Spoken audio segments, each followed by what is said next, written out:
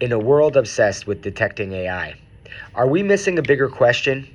Can our students actually demonstrate understanding on the topics that we're teaching them? Today, we're going to dive in and take a look why AI detection tools may be unreliable and what better assessment practices we can put in place. Welcome back to episode 16 of In the Know with Mr. O. As AI gets thrust into the forefront, and, look, I'm not saying AI has to replace everything.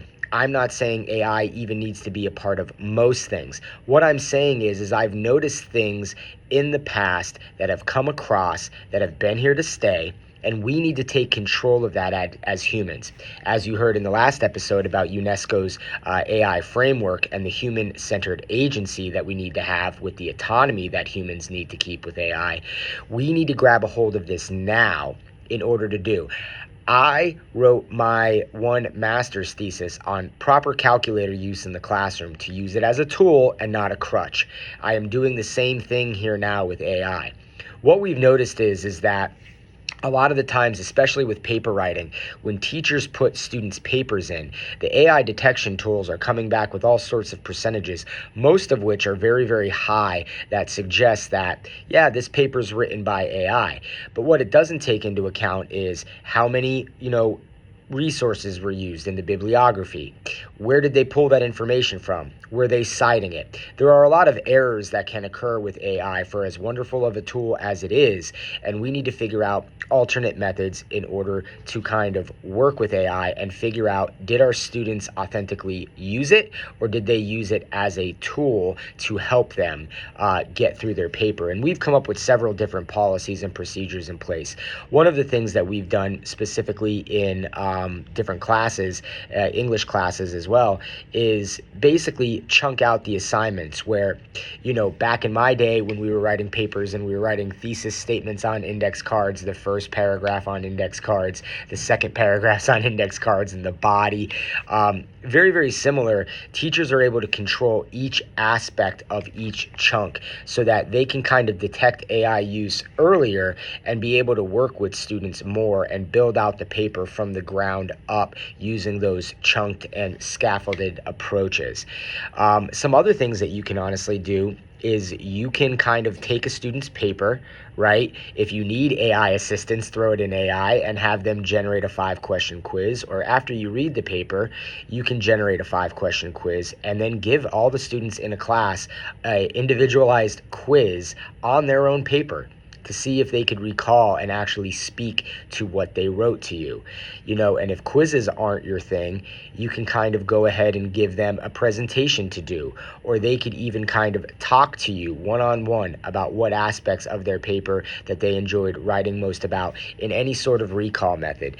This showcases that you are trying to impose them understanding the foundational concepts rather than just saying, hey, write me a 5-page paper about the life of Martin Luther King, right?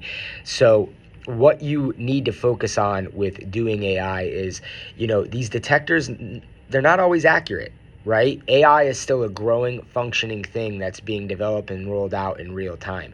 Can it solve problems? Sure. But the main point that I have always talked about is the input.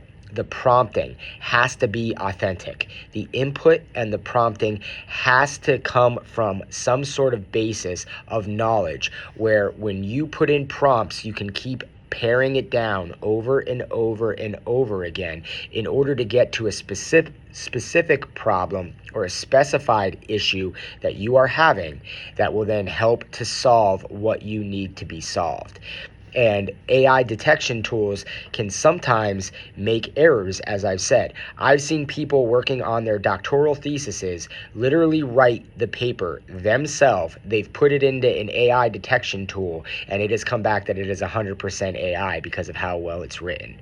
And you can tell when AI writes things. There are long dashes, certain statements kind of flow and are fragmented but make sense. It's a very, very interesting dynamic once you look at this over and over again. So if you're a teacher or someone that's struggling with this, or a principal struggling to implement policy, think and be creative about the different ways that you can kind of assess students on their knowledge and grab a hold of it before it even becomes a problem. Don't just have students write papers in a Google Doc where they could paste large chunks in at a time from using AI. Make them work on those chunks in the room. Take them to the library. I would say have them pull out microfiche, but I don't even know if microfiche in a library is a thing anymore, right? But in all honesty and sincerity, think of different ways where you could have more control over students doing the research, doing the foundational work themselves, having their voice be authentic, right? And then show them the ways that the prompting could be pared down, maybe even using AI on something that they're struggling with. And if you're a school district, start to develop systems that can come into place to help teachers get proper professional development about how to use AI. And I would take a look again at UNESCO's framework to really truly understand how to do that. In an upcoming episode, we're going to actually be talking about, I have UNESCO's framework right here for teachers. Last week I talked about the one for students, but I think the one for teachers can really help them, and it will have to be a multi-year, multi-month rollout in order to kind of get teachers on board, especially through cross contents, right? Multiple content areas. So, take a look. If you have any questions about anything I've discussed today, especially with AI detection tools or maybe alternative assessments or way to set up your classes in order to kind of protect against AI use and how to take control back in your classroom, please reach out to me. My contact information is all over my YouTube profile. Go to my website, send in a request. I will be more than happy to communicate you and help you out and guide you through this process. Thanks everybody again for tuning in to another episode of In the Know with Mr. O. Peace.